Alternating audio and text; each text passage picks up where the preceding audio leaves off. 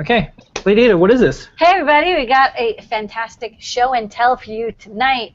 It's me, Lady Ada, plus Mr. Lady Ada, and two special guests who will be watching you show off your glorious projects. We have friends from Gotenna. That's right.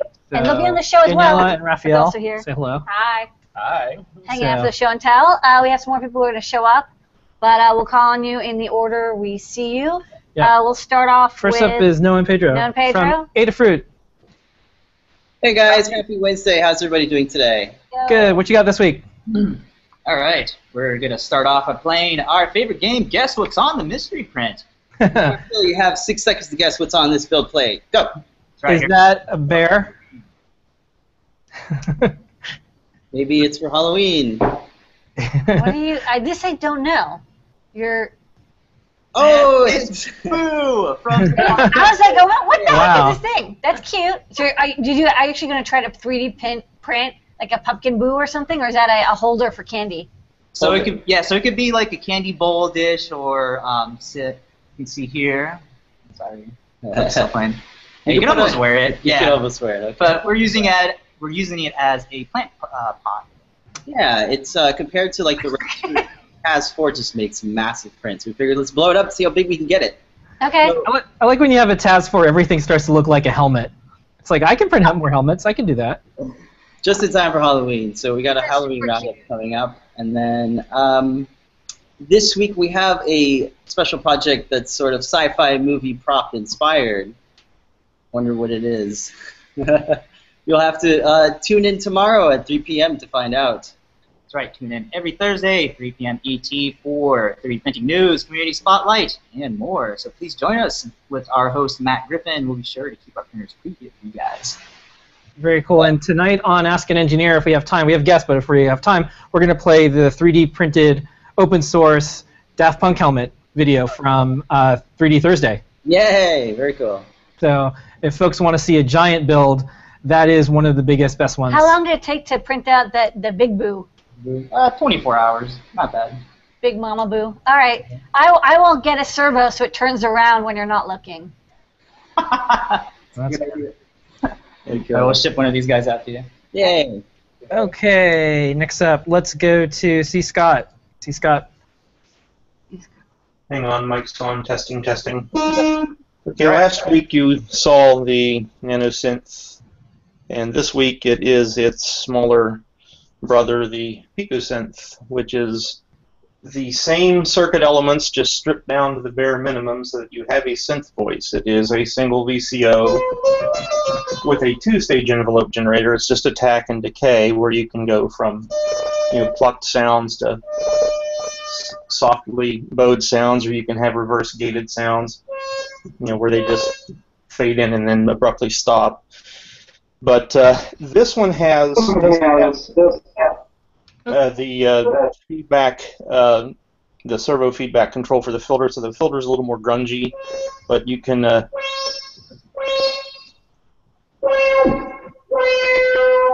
really get it to squeal up. But this one has an interesting feature I added where you can re-trigger this two-stage envelope into a kind of modulation low-frequency oscillator.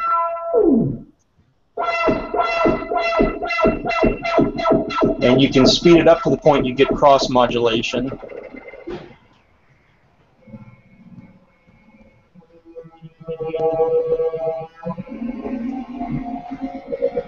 These are spooky sounds. So, aside from just being your very basic synth voice where you can just play your basic trumpets and plucked sounds, you can get some pretty strange stuff out of it. So, Awesome. It's all analog, 555s and op amps, and a couple OTA chips, but it's just cute and it's musically useful. It will track octaves just fine. So, and that's Pico, the little brother of Nano here. All right. Well, as always, that's seen on the show and tell sticker, and please stick around for the very end, and maybe you could be ready to play us out. Okay. Maybe. You're now the official show and tell engineer. So stick around. All right. Next up, I think it's Sayruv. Sayruv. Welcome back. You got your computer going. Yeah, I got it up. So this is more of a follow-up from last week's. I have the LEDs inside my giant case. It ended up taking 70 of them, which is a little over 2 meters of the 30 LEDs per meter. And I have the Adafruit Fire by Noam Pedro going in here, so it's pretty neat looking. And of course, everything that happens in there goes with the hard drive pulsing. So if I go ahead and I wrote a human-readable protocol to change it, but I don't have a user interface, I can't click the buttons. But if I change some settings, now you'll see that it flashes to hard drive instead. And if I go ahead and copy a huge file, you'll see that it stays on because the hard drive is thinking so much. But there are so many features, like let's say the spinning one's pretty cool, which is mode 4. And that didn't work because I typed it wrong. It spins 2 LEDs in a spiral motion around the computer based on the hard drive activity. And I also have other features on here, such as the light sensitivity, which works now. It beeps. I can enable the beeping, so it'll beep with the hard drive activity as well, which might be hard to hear as I have it really dimmed.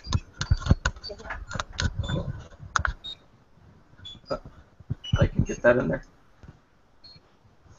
And the whole project is basically based around the Arduino Pro Mini and an optocoupler, so that I'm able to interface with the hard drive's flashing status LED. All right. All right. And for next week, just a sneak preview, I'm not finished with it, I'm actually trying to interface 115 volts AC with your Arduino with an optocoupler and the help of a triac, so that should be interesting. All right. Well, we see you next week and you survive. We don't see you, we know what happened. Of course. There is.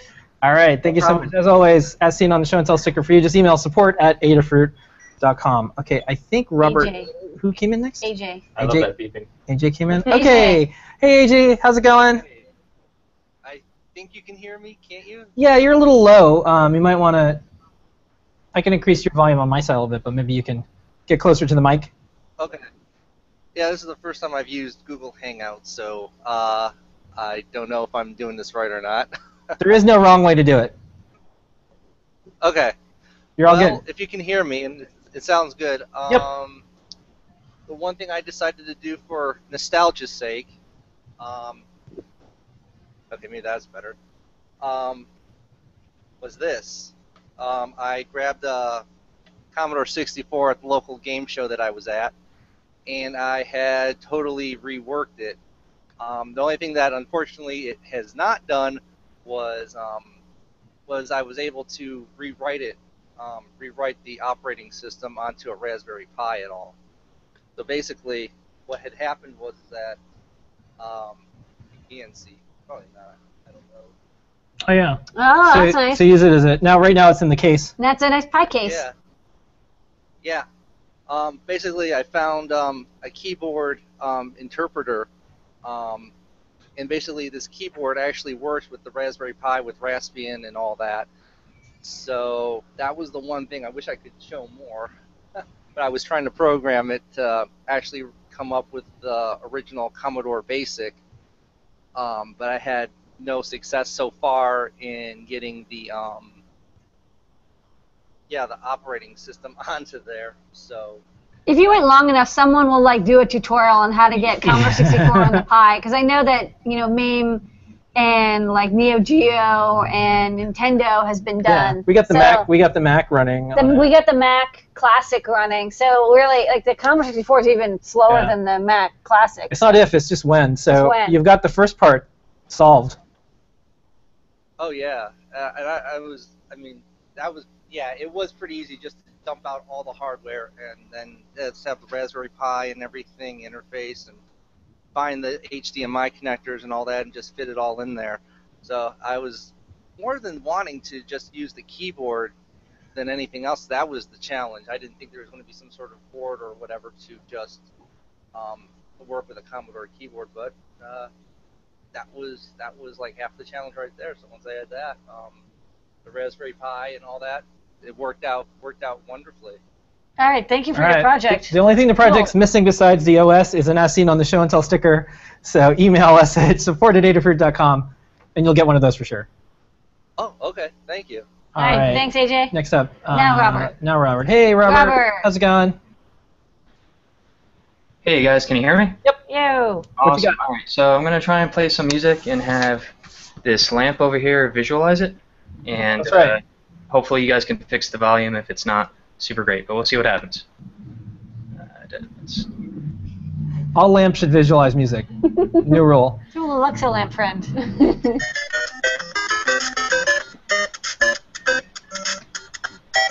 Oh wow.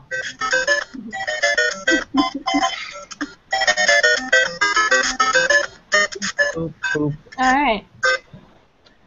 This is like Super Mario interrogation cell. What What did you do with those turtles? What I have here is, let's see if I can, not sure if I can get it. Yeah, how are you doing that? Right, so I have basically an Arduino Nano doing AC phase control with, it's hard for me to zoom in on it here, but let's see, okay. There we go. Yeah, so I have, was an optocoupler that's trying to find the crossing, the AC crossing, and then, let's see, another optocoupler that's driving basically the triac. So basically, it's doing PWM, but on the AC line. So I saw there was a sketch to do that. Someone had an example of doing some stuff like that, so I borrowed that, and then I saw another guy had done some stuff in processing to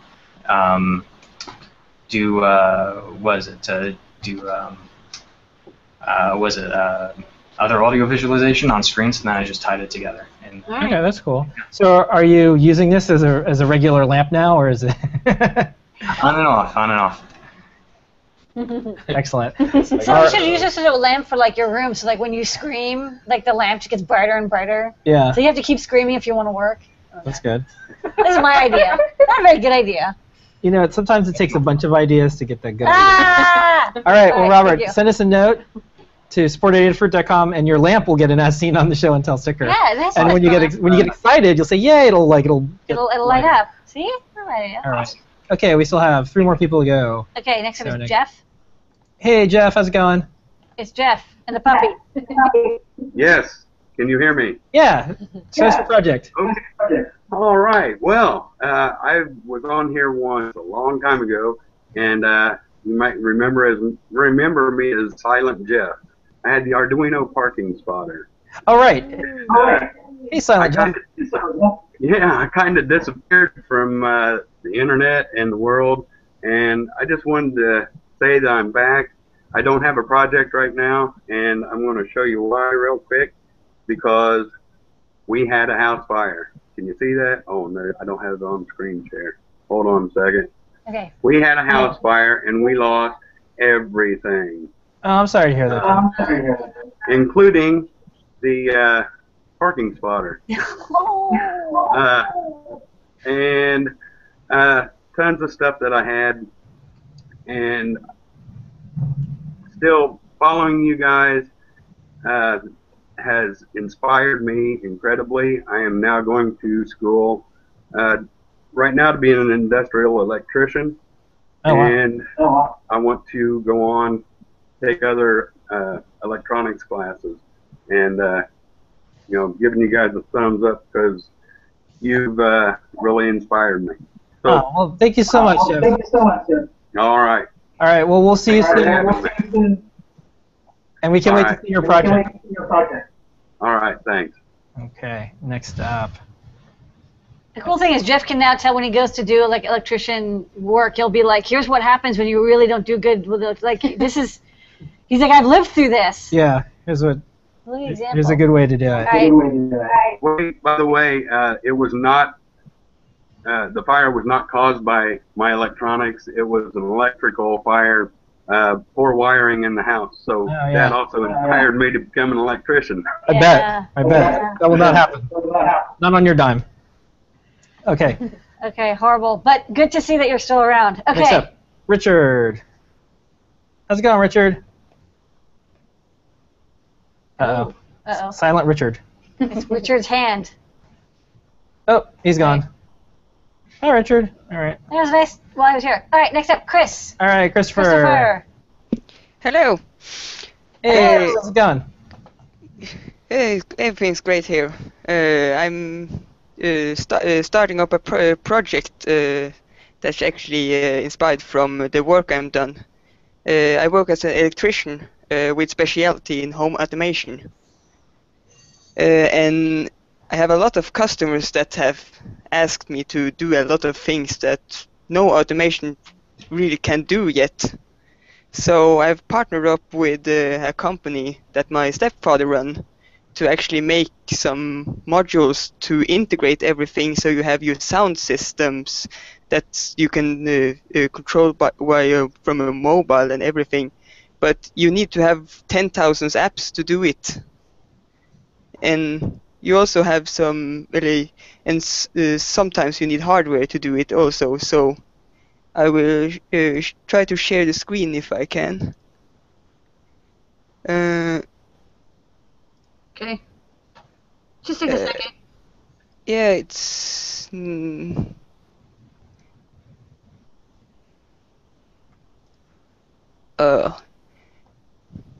Isn't it over at the left side here? They move it around all the time. Yeah, for screen here, there's a green button on the left-hand side. With an you mouse arrow. over. And I have to select the right screen. You have to find the right window now. Yep. When you're running 4 screens, it wants me to select. Can you see my screen now? Yeah, we can see the little. Yeah. First, I have here. This is some sketches of some of the modules. And here is actually one of the PCBs. It has been sent out for ordering, so I don't have it physically right now. I'm still waiting. But that is just a license key, because Optal Enterprises, as I'm working with, will require that it actually is licensed, the software part of it. But except from that, IAT is going to make all of the hardware open, and the software is going to be open. So if someone else wants to use it or develop further on it, they can, but they need to have the license key to do it. But I will come back and update on the progress regularly if you still want to see it. Yeah. Oh yeah, absolutely. I want to see some home automation. So what we have planned for is at least integrated touchscreen also, so you can use, instead of having your iPad with your 10,000 app, you can have a touchscreen integrated in your house that can do everything, almost everything. All right, sounds good. Okay. You've got a business project ahead of you. Yeah, we hope so. I think a lot of people will like it, because I know it's true. A lot of people want home automation stuff that's more complicated than what you can buy in the market. So something smarter will be very successful. Because a lot of my customers actually is really annoyed about nothing can really talk together, and you have to have your 10,000 systems. Yeah. It's true. Yeah, Z-Wave and XB. All right. Well, thank you very much for showing. Come back and show more as you build it. And Richard's back. Yeah, we got Richard back. Richard, you have a project to show? Yeah, so I have showed you guys the Hacky bot with the electric imp last time, and now I actually just got a Trinket Pro, so I wanted to show you I have a new Hacky bot with the Trinket Pro on it. And unfortunately, I just got it yesterday, and I had enough time to do the soldering for the pins, but I haven't had time to program it yet. Okay. I also have added a compass. So basically, the idea with this is that I can use it to take a compass reading and have the robot drive straight that way, or make more precise turns based on its compass reading. With this bot as well, I also took some of the LiPo batteries and put the Minty Boost, or the Power Boost chip on there. So this one, unlike the other Hacky bot that runs off of 4 AA batteries, so this one will be rechargeable. All right. And we're actually going to do a crowdsource campaign for these guys here, hopefully this week with Crowd Supply. And I'm taking them over to the Portland Maker Faire this weekend. And I have a friend who's going to the New York Maker Faire next weekend, and he's going to be bringing a couple of these along with him as well.